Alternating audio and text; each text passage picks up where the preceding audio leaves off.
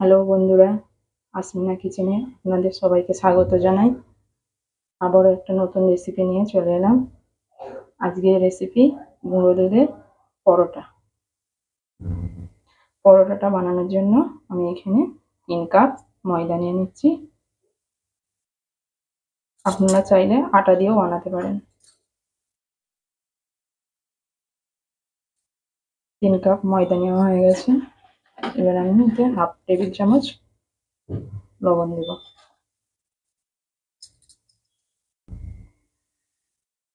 এবার আমি এখানে 5 টেবিল চামচ সাদা তেল দিয়ে দেবো। একটু মাখিয়ে নেব। এবার আমি এটা লিকুইড দুধ দিয়ে মাখিয়ে নেব। দুধটাকে আমি আগে গরম করে নিয়েছিলাম, দিয়ে ঠান্ডা করে নিয়ে দিচ্ছি ময়দা। আপনারা চাইলে এটা পানি দিয়েও মাখতে পারেন।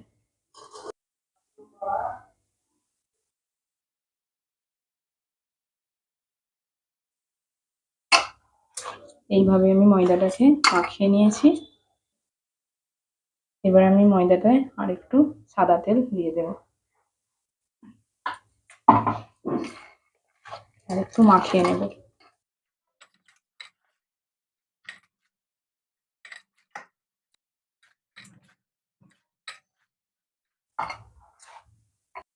এবার আমি ময়দাটাকে আধ ঘন্টা ঢাকা দিয়ে রেখে দেবো। আপনারা চাইলে 15 মিনিটও রাখতে পারেন।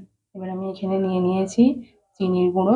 চিনিটাকে আমি মিক্সিতে পেস্ট করে নিয়েছি, গুঁড়ো দুধ আর ঘি।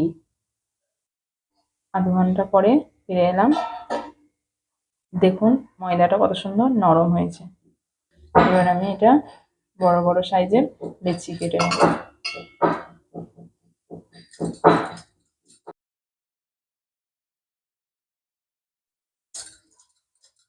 এখানে আমার 10টা লেচি হয়েছে। প্রথমে এটাকে আমি রুটির আকারে বেলে নেব।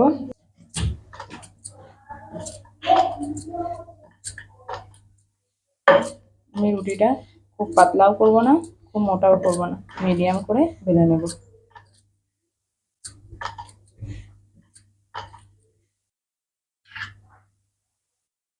এবার আমি এতে ঘি দিয়ে দেব। ঘি মাখিয়ে দেব।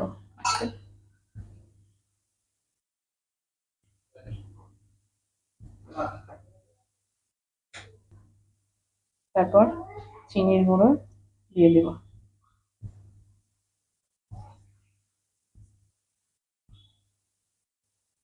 তারপর আমি আমুল দুধ দিয়ে দেব। আমুল দুধটা একটু বেশি দিয়ে দেব। তারপর আমি গুঁড়ো দুধ দিয়ে দিয়েছি, গুঁড়ো দুধটা একটু বেশি করে দিয়ে দিয়েছি।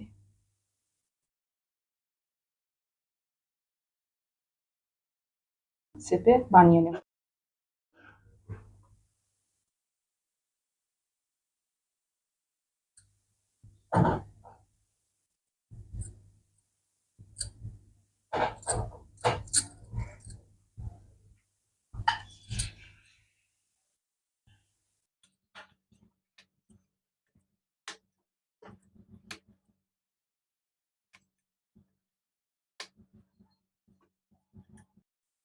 এরকম করে পরোটাগুলোকে বানিয়ে নেব।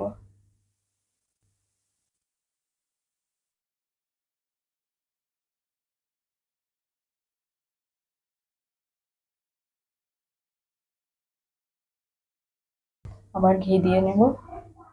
আপনারা চাইলে সাদা তেলও দিতে পারেন।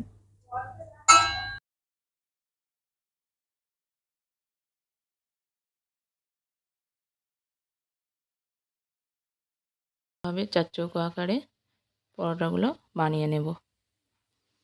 সবকটা পরোটা এভাবে বানানো হয়ে গেছে। দেখুন কত সুন্দর পরোটাগুলো বানানো হয়েছে। এবার আমি পরোটাগুলোকে একটা একটা করে ভেজে নেব। গ্যাস চুলো জ্বালিয়ে নিয়েছি। তাওয়াটাকে ভালো করে গরম করে নিতে হবে। চুলোর আঁচ এখানে এখন হাই রাখতে হবে। তাওয়াটা ভালোভাবে গরম হয়ে গেছে। এবার আমি প্রথমে পরোটাটা হালকা করে সেঁকে নেব এপিঠ ওপিঠ। পরোটাটা এপিঠ ওপিঠ ভালোভাবে সেঁকা হয়ে গেছে। দেখুন পরোটাটা কত সুন্দর ফুলছে। এবার আমি অল্প তেল দিয়ে পরোটাটা ভেজে নেব। আপনারা চাইলে ঘি বা বাটার দিয়ে ভাজতে পারেন।